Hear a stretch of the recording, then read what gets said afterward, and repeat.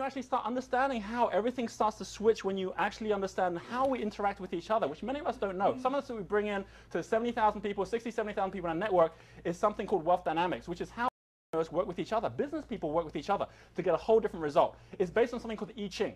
It's based on the I Ching, which is then based on something which then built into something called the Tao, which means the way. We all have a personal way. We all have our path of least resistance. Another way, a word for that is the word flow. We all have a flow in our life. Our flow leads to our fortune. And there is a science behind it, which if you haven't seen this, you need to know about this. It's absolutely essential that there is particular ways you do things which are natural for you. There are only 8 paths to wealth. We can pick any one of the entrepreneurs that we have here, whether it's Anita Roddick, whether it's George Soros, every one of them followed one game only. So how do you actually understand which one is your game? By do naturally. The point is this. The point is that when you do what you do naturally, you don't even think about it. It comes naturally. The minute you start thinking about it, it starts feeling like hard work. If you're doing anything at all to make money that feels like hard work, you're already doing the wrong thing. There's not a single... There's not a single billionaire in the world who's doing something that feels like hard work. Or else they retire tomorrow. They didn't need the money. They're doing it because that's flow. That's what they do. I'm going to do this. I'm going to compress this concept down into 2 minutes, not to give all the knowledge and so on, but just to give an idea of how important it is to get this. What I'm going to do is I'm going to explain is that there is actually an equation to wealth, that the way that every wealthy person has created wealth, and the reason this is important is that the only way for us to actually go out there, worldwide wealth is not just about giving money. It's about actually creating wealth in order to contribute wealth. That the more that you make, the more you can give. You can't have the poor by being poor, but if you actually start understanding that we have a power inside ourselves, which is a whole different level, and if we choose to actually go and follow that, that's an extraordinary life, because then you can contribute more. So this is all about understanding that there's a river, that the only way for anything to come in is things go out, and that there is an equation which is that wealth, it's a bit low, so I'll tell you what it says. It says wealth equals, and there's 2 parts to it. Wealth equals something called value multiplied by something called leverage. This is so important to know, because value is what creates the height of the river. You have height differential, you have water flow. You have value differential, you have money flow. It always is going to flow.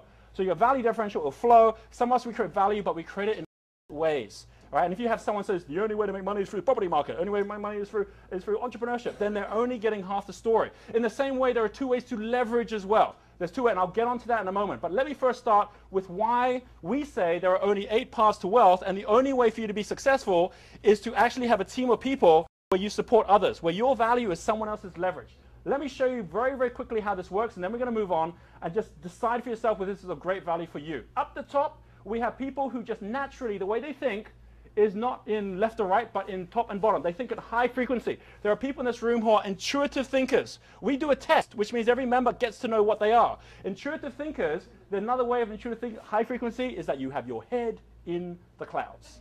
You know, there's many of us have our head in the clouds. We think somehow that's a weakness. People keep trying to pull us down. No, stay up there. You know, Thomas Edison, when he started General Electric, he says, I'm not going to run that business for a day. I'm just going to keep you stuff because that's what I love to do. It's what I'm best at. Bill Gates did the same thing. So when you start realizing that this person here, someone called a creator, which is one of the profiles, by the way, a creator is someone who is able to create value the way intuitive people create value, which is through something called innovation. Innovation is creating value, but it's by something that wasn't even there before. Right? Creators are good at doing that. Some of you are creators. You started your business because you're good at it, but now you're running it, and you're terrible at running it. And for some of you, actually still think you're good at running it. No! So this thing here is about knowing creators. You pass it to the right person. Oh, by the way, the opposite of creator. Let me ask you this. This man here, I never showed him, but there you go, Warren Buffett. Has he ever created anything in his life? Nothing. He doesn't have to, because he doesn't have his head in the clouds. He has his ear to the ground. All right, someone who is a sensory thinker instead of an intuitive thinker. It's the opposite. You can't be both. It's one or the other. It's high frequency or low frequency. And it actually physically is a frequency. So down here, this one here, sensory thinker. A sensory thinker is someone who creates value not through innovation. They create value through something called timing. Timing. Why do you have to create anything if you can simply buy low, sell high? Every single creator, they know their biggest weakness is timing. That's fine. They don't even get involved. On the other hand, people down here, they don't even go out trying to start a business. They'll team up with the right people that they can trade with. This person here, a trader. Oh, by the way, a trader is not Warren Buffett. A trader is someone like George Soros, because it's someone who's extremely good at timing, but they're going to get that timing through the way they buy and they sell. Warren Buffett is here. This person's an accumulator. We have many accumulators They are very good at creating financing. They're very good at supporting others and accumulating like Warren Buffett. They collect over time. They're very analytical. It's not so much about the people. It's about the numbers, about the detail. So this person on this side, also good at timing, but with people. This person here is called a deal maker. There are people here in this room who are deal makers, like Donald Trump. They'll spend all their time, Rupert Murdoch, they'll spend all their time doing deals, and that's how they make their money. They'll get other people to create. And then, of course, you can have these three who always are close to the market. You have these three up here. They make money in a totally different way. This one here, this one is a star. A star is someone who is very good at people, but creates not product, but creates brand. Oprah Winfrey is a star. She's got many other people's products that she creates as a result of her brand. And at the same time, you have someone like Martha Stewart, who's a star. Martha Stewart makes $1 billion as a star. She does, what, a $60,000, $70,000 trade? She loses half her star value in terms of her business and ends up in jail until she shifts it all around and gets back to actually focusing on being a star again. It's so important to know which one you are. This one here, by the way, this side is a mechanic. I'm going from the real quick because this is not about this, but it's about just showing you there are different games to play or different stations to tune into. A mechanic is someone like Ray Kroc, Henry Ford. A mechanic is someone who's so good at systems, everyone has got products come to them. Jeff Bezos, Amazon.com. So good at products come to him. He doesn't have to make the books himself. Everyone's books will get attracted to him. This person here, last two. Oh, by the way, before I give you the last two, I need to show you what the two opposites of leverage are. Can I see a show of hands? Who here would like to know what are the two opposites of leverage? Okay, good. Here's how it works. Some of us are more introvert, some of us are more extrovert. Action, dynamic, and I know a lot of you testing, but this takes it to a different level because of the tools that we put behind it for entrepreneurs. On this side here, we have people who are more introvert, and the way that they leverage is through something called multiply. You know, that's when you say, I'll work on my business, not in my business. That's multiply. You put systems in place. You might read books to tell you how to multiply, but if you're a star, you love being a people, you love magnifying yourself, and all of a sudden you're trying to multiply your business, you're not going to succeed because you just don't have patience for it. You hate the numbers. You don't like that detail. Don't do it. Get other people to do that. Go over this side.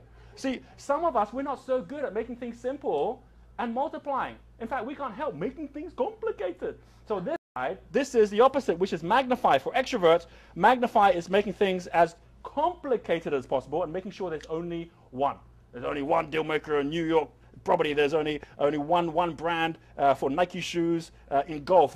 When you start to get that idea that this is the opposite as extroverts, then you can start to see why it is that so many of us go off track because our winning formulas become losing formulas. We don't even get what game we're playing. It's so important to also know I can get to a creator in China. I can get to a deal maker in India because all these people online, we've got their profiles. You can find them. You can search for them, and then they know who you are. You know who they are. Boom, you connect straight away. Oh, by the way, these last two, a lord, if you find you're a lord, very good at numbers, detail, you might be like Rockefeller, John Paul Getty, Sergey Brin from Google. These people are very good at systematizing and making money from cash flow. Total opposite of this person over here, a supporter. A supporter is excellent with people. Rudy Giuliani, Jack Welch, they're supporter profiles. Never started a business, have to. They'll consult for others, and more importantly, they'll run other people's business. Steve Ballmer, billionaire. He never started Microsoft, doesn't have to. He can lead the people supporting Bill Gates who can then go out and be creative. Right? That's the key if you're a supporter. Very simple strategy. Just go find someone rich and marry them.